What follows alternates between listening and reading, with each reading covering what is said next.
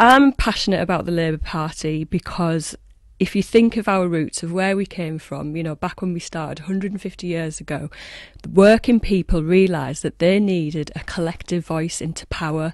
You know, they started in the trade unions trying to take on the bosses when they weren't getting the fair deal, and they realised sometimes you have to go upstream and you have to have people making policies on behalf of you.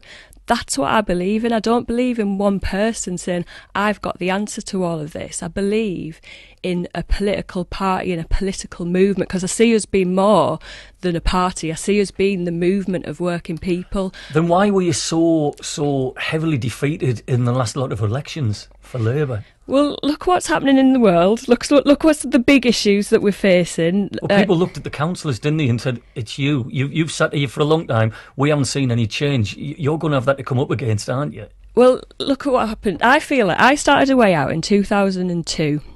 And in fact, 2000 was when I started my charity work, and there was real needs in our communities, but that hadn't just happened overnight. It happened after years and years of underinvestment, of schools failing, and this was under a Conservative government. It started in the 80s, and I do feel like we're going back to the 80s in a lot of ways when you see what's happening with the drug use, with the crime.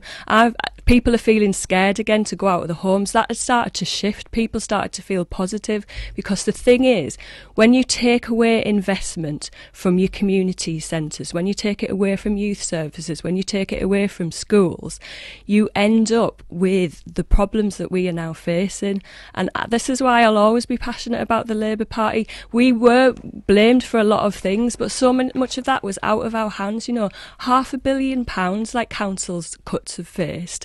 And the thing is, you've got a lot of very rich and powerful people making decisions on our behalf, and they do not want a powerful movement of working people, because when you've got a powerful movement of working people, you can command change.